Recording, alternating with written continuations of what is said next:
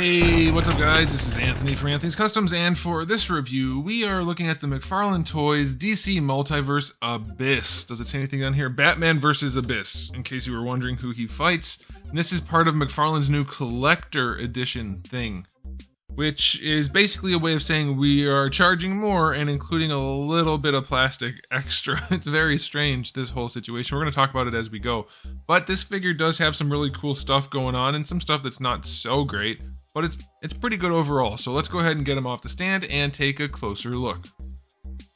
Okay, really quick before we get into the rest of the review, I have to show you guys my package. That's what we do now. I've had a lot of people request it, so that's what we do. The packaging is basically the same as normal, except now it has a chrome lining there, chrome lettering that obviously says that there, and the bottom part where the name is chrome as well. That's pretty cool. A little bit more chrome on the side.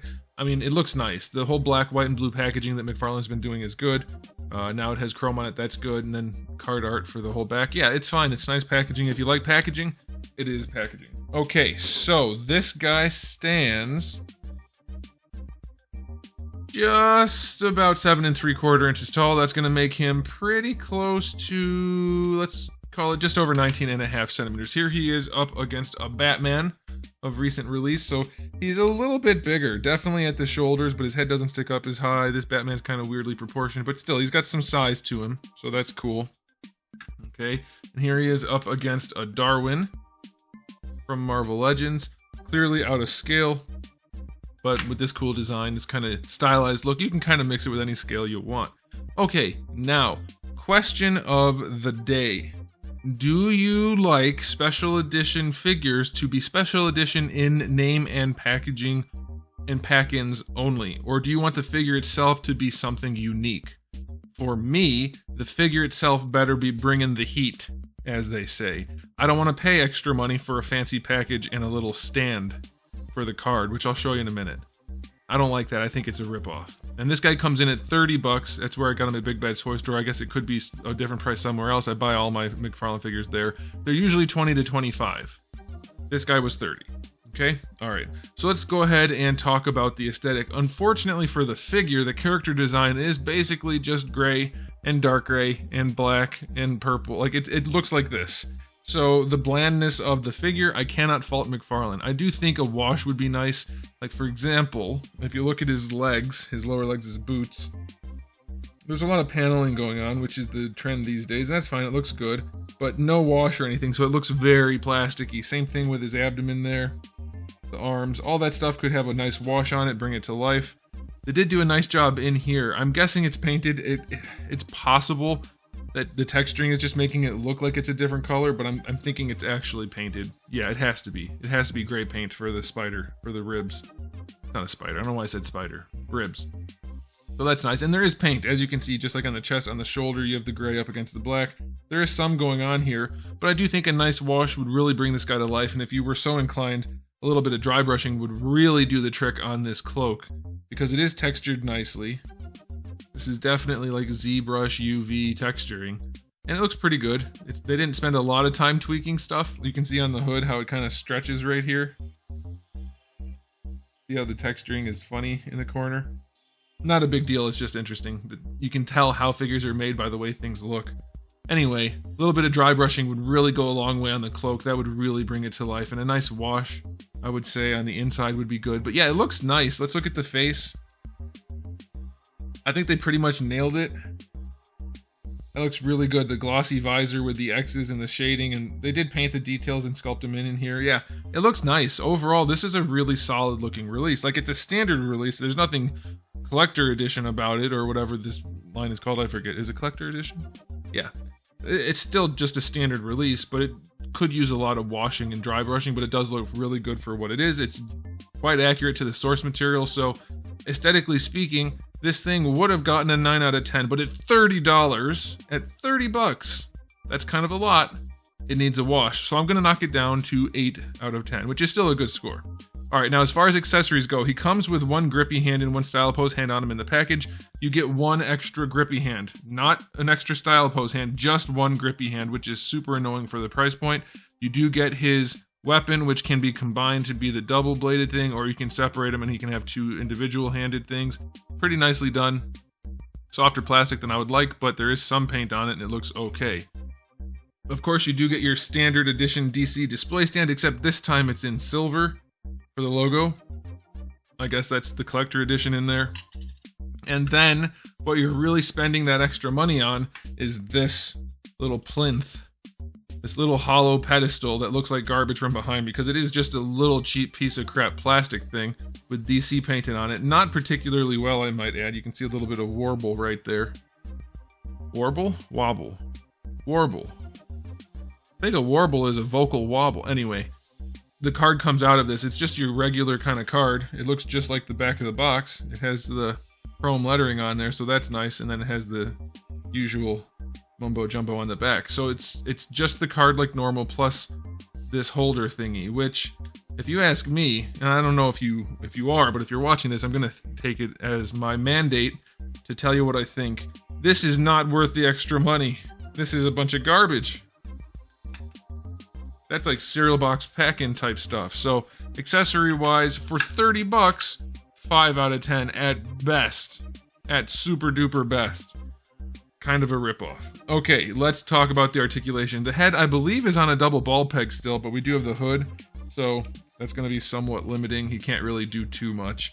A little bit of style posing, a little bit of adjustment here and there, but it's mostly just going to be your basic rotation. For the shoulders, they're built like they usually are, so there is a ball peg that goes into the chest and then a little bit of a cap, but you can't really do much movement on there. You can get the arms up almost to horizontal, and then they have full rotation, not counting where the cape is. It is connected on the chest, which is a nice thing, so you do have some limitation though. Bicep swivel is fine. Double jointed elbows work no problem at all. Wrists are on a ball hinge, which is very nicely hidden in the design, so you get really good range out of that wrist, and it looks good too. You get a ball peg up here and a ball peg down here. I think that's it. There could be another one somewhere. I don't know. I can't really get in there to see, and this is just a squishy piece. There's no hinge that I can find though, so far anyway. Okay, let's see how far he can lean back. With a lot of force, he can lean back a little bit. It's very tight though, so your mileage may vary. You might be able to get more out of it than I did, but I put a lot of force on it. That's as far back as he got. I put a lot of force on it going forward. That's all I got. So it's very little, very, very little. You do get your rotation out of that. Leaning side to side, kind of the same as the other directions. It feels like it's actually going to go, but then you get almost nothing out of it. Now down here, you get rotation down here again, and this part can lean forward a little bit, but this is still, even though it's hollow and squishy, it's still a solid tube. I mean, there's no cuts in it, so it's just a tube. So it does get in the way a little bit. He does lean back though, so that's all right. Does lean side to side a little bit, so it's fine. This works a little bit, this works a little bit more. Put them together and it's probably going to get you through. It's nothing crazy though, especially considering how slender he is. This guy should have been able to touch his head to his knees, but he can't. All right, for the hips, big diaper. It's very thin though, so let's see. The joints are loose, but I did get the legs out to that far without the diaper pushing them down. The hips aren't floppy loose, but they have very little retention, but full on splits essentially, so that's good. The diaper is super flexible, but not cut, so bringing the leg forward should be a problem, because this curve right here is what's going to keep the leg from going. And it is. I called it. If you look, his peeper area is just, there's too much diaper.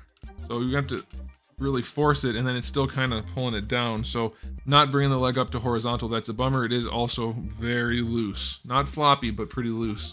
Then going back, you do get some, and that diaper is just huge in the back. We'll look at that in a bit. So very limited range going back. Thigh swivel, basically nothing. Double jointed knee on this guy does work nicely, and the legs are proportioned well, which is interesting because he's very stylized, so I think they kind of just lucked out with the legs. Got a very long torso and saggy pants. It's supposed to look like baggy pants that are kind of like ninja pants, but the way they did the diaper, it's not great, but it's okay. For the ankles, 2 notches back from center,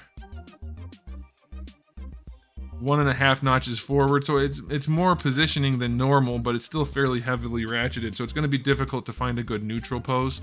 There are sculpted joints in the ankles. Wrists, I don't think they are. Toe joint is firm enough to use probably. It's a little far back on the foot, but it's okay. And as far as the ankle rocker goes, you can rotate that joint around, but because of it being sculpted, because of this flap right here, you lose out on a lot of that ankle rocker. And it just doesn't really want to rotate. So it's in there, but be careful. It feels like it's going to break. Okay, so the articulation on this guy, not anywhere near as good as it should be considering his slender build, but it's probably going to be enough to get you through. So I'll give it a 7. It's not terrible, but it's not particularly good. Okay, so now it's time for the cake rating. And you can see here how big that diaper really is and how cumbersome and awkward it is. It looks like an actual diaper. And he has no cake to speak of. There's a little bit of a curve there. They're baggy pants, but still, he's going to get a 2 out of 10 for the cake rating. It's pretty unfortunate. Luckily, it's hidden by his cape. Okay, so now it's time. Oh, I also forgot to mention, you can rotate in here. You can rotate the thigh swivel down here in the knee. So it's weird that they engineered it that way rather than just putting the swivel in where they should. Okay, so now it's time for the final verdict. This is a really cool release, and at normal McFarlane pricing, I would be perfectly happy with it. However, they decided to charge us 30 bucks. What? Why? Why is this 30 bucks for that weird accessory card holder thingy? I don't get it. The figure doesn't have anything special going on. We've gotten figures this big and with this amount of paint and accessories before for the lower price point from them, so I don't know what's happening. So if it was at a regular $20, $25 price point, I'd probably say, I don't know, 8 or 9. Probably leaning towards 9, but at 30 bucks, I'm gonna say 8 or 7, probably leaning towards 7. Yeah, at 30 bucks, I'm thinking 7 is fair. That's kind of expensive, guys, for a run-of-the-mill action figure that doesn't pose particularly well, doesn't come with particularly good accessories or paint. Sculpt is nice. So yeah, I'm gonna stick with 7. That $30 price point kills it.